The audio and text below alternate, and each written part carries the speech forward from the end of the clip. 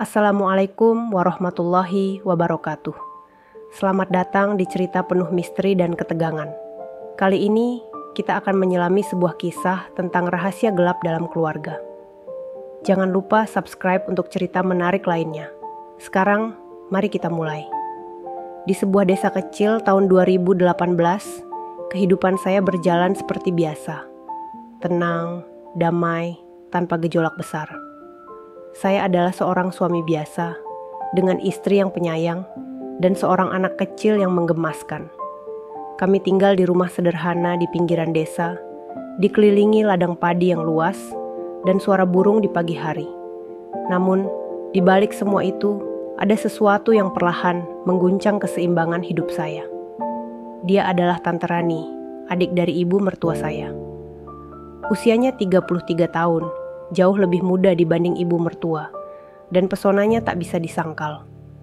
Tante Rani tinggal sendirian setelah bercerai dari suaminya. Wajahnya manis dengan sorot mata yang tajam, rambut panjang yang selalu tergerai rapi, dan sikap ramah yang sering membuat siapapun merasa nyaman di dekatnya. Awalnya, hubungan saya dengannya tidak lebih dari sekadar anggota keluarga yang sering bertemu di acara keluarga. Namun, semuanya berubah ketika Tante Rani mulai sering datang ke rumah, menawarkan bantuan untuk menjaga anak saya, atau sekadar menemani istri saya, yang kadang sibuk dengan pekerjaannya sebagai guru. Semuanya tampak wajar, hingga hari itu tiba. Hari di mana saya merasa ada sesuatu yang berbeda dalam cara dia memandang saya.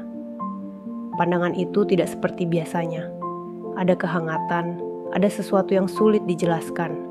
Sesuatu yang membuat saya terdiam sesaat. Pagi itu, istri saya sedang mengajar di sekolah. Tante Rani datang membawa beberapa masakan untuk kami. Dia mengenakan pakaian sederhana, namun entah bagaimana pesonanya begitu memikat. Saat dia masuk, dia tersenyum tipis dan berkata, "Kamu pasti lelah kerja terus. Aku masak ini spesial buat kamu." Kata-kata itu sederhana, namun caranya bicara membuat saya tidak nyaman. Ada sesuatu yang mengganggu, tapi sekaligus menggoda. Dia terus berbicara, tapi pandangannya terasa intens, seolah mencoba membaca pikiran saya. Setelah hari itu, kunjungannya semakin sering. Kadang pagi, kadang sore, selalu dengan alasan membantu istri saya. Namun, setiap kali dia datang, ada ketegangan yang terasa di udara. Sebuah ketegangan yang hanya saya dan dia yang tahu. Apakah ini hanya perasaan saya? Ataukah dia memang sengaja menguji batasan? Saya mencoba menghindar, menjaga jarak. Tapi semakin saya menjauh, semakin dia mendekat. Sampai suatu hari, dia mengajukan pertanyaan yang membuat saya terkejut. "Apa kamu bahagia dengan hidupmu sekarang?" Tanyanya pelan, saat istri saya tidak ada di rumah. Saya hanya terdiam, tidak tahu harus menjawab apa. Pertanyaan itu terus terngiang di kepala saya. Ada apa sebenarnya? Apa yang dia inginkan dari saya? Ketegangan itu kini menjadi bagian dari hari-hari saya. Setiap kali dia datang, ada rasa bersalah yang menyeruak. Tapi ada pula rasa penasaran yang sulit ditepis. Kunjungan Tante Rani semakin sering. Di awal, saya selalu berpikir, ini hanya kepedulian seorang anggota keluarga. Namun perlahan, saya mulai merasakan hal yang berbeda. Setiap kali dia datang, ada kehangatan yang sulit saya jelaskan. Namun, bersama itu pula, ada perasaan bersalah yang terus menghantui saya. Suatu sore, istri saya pergi menghadiri rapat sekolah, meninggalkan saya di rumah bersama anak kami.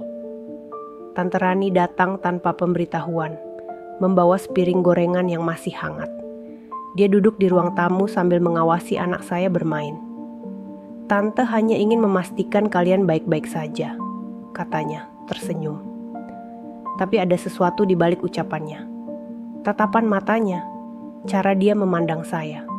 Rasanya berbeda, seolah dia mencoba menyampaikan sesuatu tanpa kata-kata. Setelah anak saya tertidur, Tante Rani mulai berbicara. Kali ini, suaranya lebih pelan, lebih intim. "Kamu tahu," katanya, "aku selalu kagum dengan cara kamu menjaga keluarga. Tapi kadang aku pikir, Apakah kamu punya waktu untuk dirimu sendiri? Pertanyaan itu menusuk. Saya mencoba menghindari tatapannya. Semua baik-baik saja, Tante, jawab saya singkat. Tapi dia tidak berhenti. Dia mendekat, duduk di sebelah saya di sofa. Saya bisa merasakan aromanya, wangi lembut yang menyelimuti udara. Kamu tidak harus selalu kuat, tahu, bisiknya. Ada jeda. Kadang, kamu juga perlu seseorang yang mengerti. Saya terdiam. Kata-katanya membuat pikiran saya berputar. Apa maksudnya? Apa yang sebenarnya dia inginkan? Tapi sebelum saya bisa menjawab, dia menyentuh tangan saya. Sentuhan itu singkat, namun cukup untuk membuat detak jantung saya melonjak. Tante rasa kamu orang yang spesial, katanya lagi. Kali ini dengan senyum yang sulit saya baca. Saya menarik tangan saya perlahan, mencoba menjaga batas. Tapi batas itu semakin kabur. Setelah pertemuan itu, saya merasa terperangkap dalam permainan yang tidak saya inginkan. Setiap kali dia datang, ada perasaan yang bergejolak dalam diri saya. Rasa bersalah pada istri saya, rasa cemas jika orang lain tahu, namun juga rasa penasaran yang sulit saya jelaskan. Sampai suatu malam, saya menerima pesan darinya. Aku ingin bicara, hanya kita berdua. Temui aku di tempat biasa besok. Tempat biasa? Dia mungkin merujuk pada warung kecil di dekat sawah yang sering dia singgahi. Pesan itu membuat saya gelisah sepanjang malam.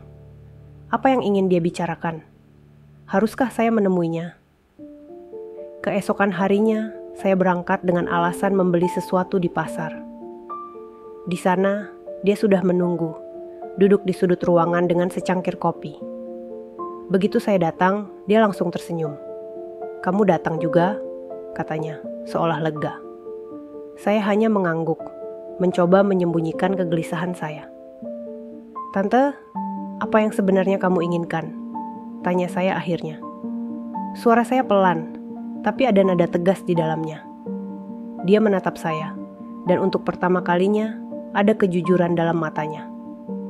Aku hanya ingin kamu tahu, katanya pelan, bahwa aku selalu ada untukmu jika kamu butuh seseorang.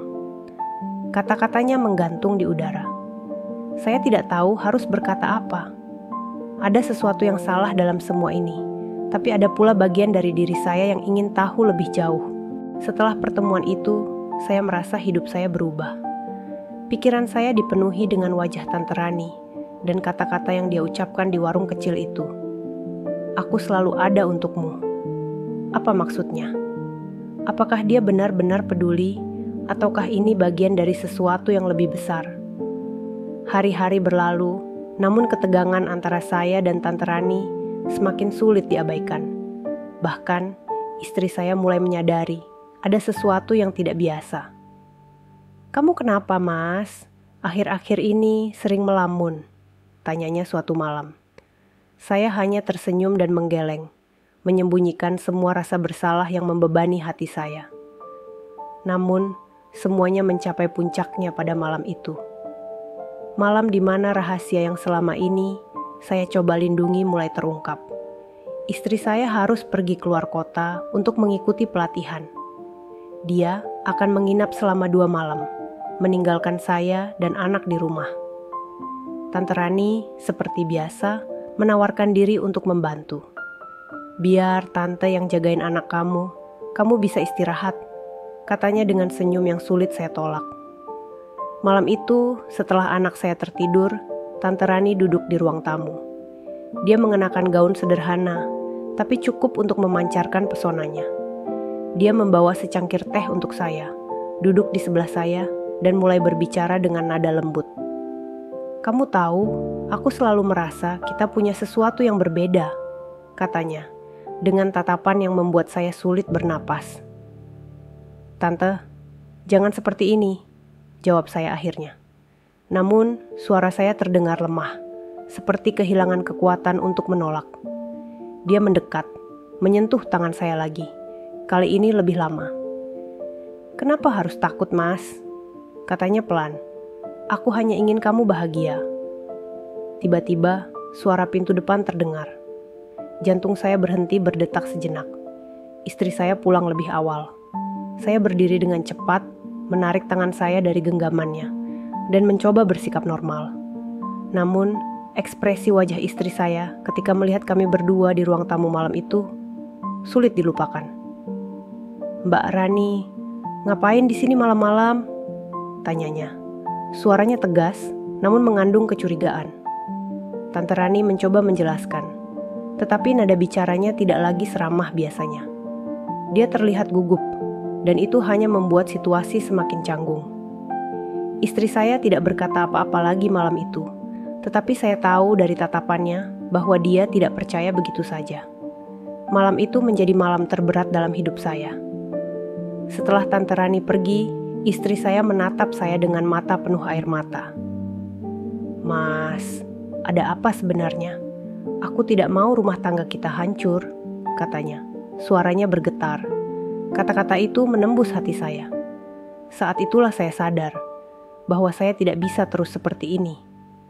Godaan dari Tante Rani mungkin mengguncang saya, tetapi cinta saya pada istri jauh lebih besar. Keesokan harinya, saya mengambil keputusan. Saya bertemu Tante Rani di tempat yang sama, warung kecil di dekat sawah. "Tante, ini harus berhenti," kata saya tegas. "Aku mencintai istriku, dan aku tidak ingin kehilangan keluargaku." Dia terdiam sejenak, lalu mengangguk pelan. "Aku mengerti," katanya dengan senyum pahit. "Aku hanya ingin kamu bahagia." Meskipun berat, keputusan itu menjadi titik balik bagi saya. Saya kembali fokus pada keluarga saya, mencoba membangun kembali kepercayaan istri saya. Tante Rani tidak lagi sering datang, dan saya memastikan untuk menjaga jarak darinya. Hidup mungkin tidak sempurna, tetapi saya belajar bahwa menjaga batasan adalah hal terpenting. Godaan bisa datang dari mana saja, tetapi pada akhirnya pilihan ada di tangan kita sendiri.